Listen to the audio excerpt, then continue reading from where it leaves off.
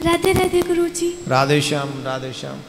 गुरुजी, जब हम मतलब अपने गांव को जाते हैं ना, तो जो हमारे जो दुश्मन हैं, हम बहुत भक्ति करते हैं। जब से हम इस जग में मतलब आए हैं संसार में, उससे पहले शाकाहारी हैं, पहले से पैदाइश से शाकाहारी हैं।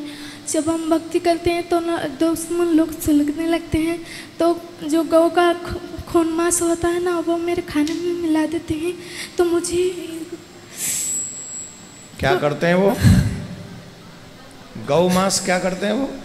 खाने में मिला देते हैं और हमें बेदरम कर देते हैं। और हम लोग जब भक्ति करते हैं तो हम बीमार पड़ जाते हैं। लखीमपुर के हैं। कहाँ की हो? लखीमपुर के हैं। और लखीमपुर में ऐसा कौन सा राक्षस है? और तंत्र विद्या भी करा देते हैं हम लोगों पे। तुम्हारी आवाज समझ में नहीं। तुम्हारे संग कौन है? हमारे साथ तो मेरे बहन है, भाई है, मैया है। भाई है? कोई भाई खड़ा हो सकता है? नहीं, मैं अभी तो अकेले हूँ। तो मैं कहती थी गुरुजी, जब मैंने दीक्षा ली थी होली में, तो मैं यहाँ से वहाँ गई थी, तो मैंने जो तुलसा पहना होता है वो उसे तोड़ दिया और बोला भक्ति करती है। कौन है वो? हिंदू हैं?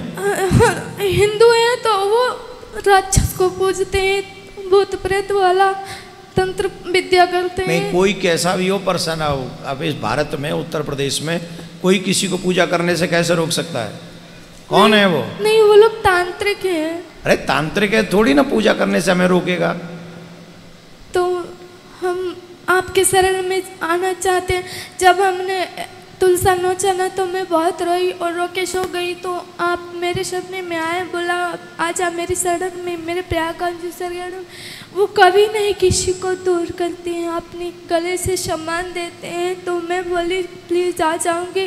जब मैं किराया भाड़ा जोड़ के रखते तो वो अपने घर में आग लगा देते थे, सामान बाहर निकाल लेते, बोलते ये इस लड़के ने आग लगा दी है।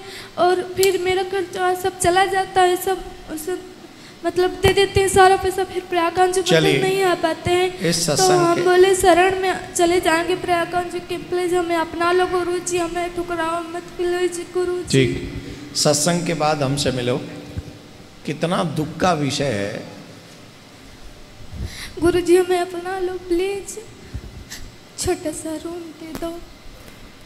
हम कहीं वहाँ नहीं जाना चाहते हैं, अपने गांव को हम नहीं जाना चाहते हैं। वहाँ बहुत राक्षस लोग रहते हैं, जीना मुश्किल हो गया है। हमने कई बार फांसी भी लगाई है और जहर भी खाया है, पर मौत नहीं हुई है। ऐसे नहीं बोलते, ये सब घटना नहीं, ऐसे नहीं करना। अरे रो नहीं।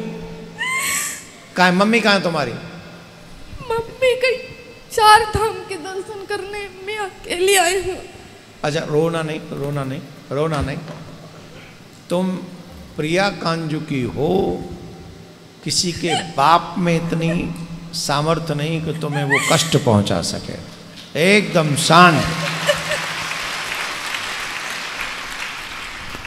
और अगर इस प्रसंग को कोई लखीमपुर खेरी में सुन रहा है, तो जो भी उधर शासन प्रशासन के लोग हैं, इस बात पर ध्यान दें। क्या इसी बात के लिए इस देश में हिंदू रहते हैं? ये बच्ची हमने सिखाई नहीं है। देखो वो बच्ची कैसे कैसे रो रही है। उसने फांसी लगाने का प्रयास किया और उसने जहर खाने लिया है, जहर खा लिया है। क्या यही हिंदुओं के लिए भारत बचा है? यही स्थिति भारत बांग्लादेश में है, पाकिस्तान में हिंदुओं की। और वही स्थिति अगर भारत में भी हो जाएगी, बंगाल में भी यही हाल है।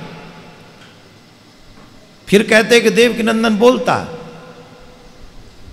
अब ऐसे इन बच्चियों की आंखों में आंसू देखने के बाद कैसे कोई मौन रह सकता है, बताइए?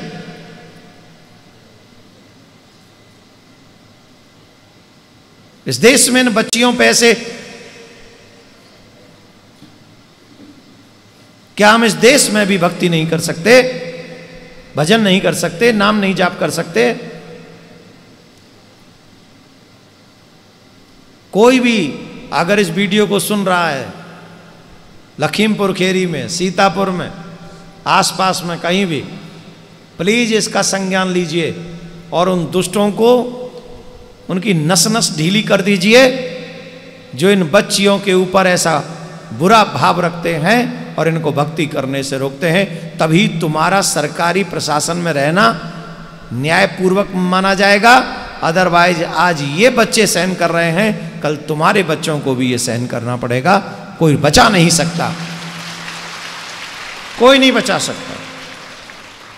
तो हम आग्रह करेंगे इस बच्ची के दुख को सरकार भी सुने, प्रशासन सुने।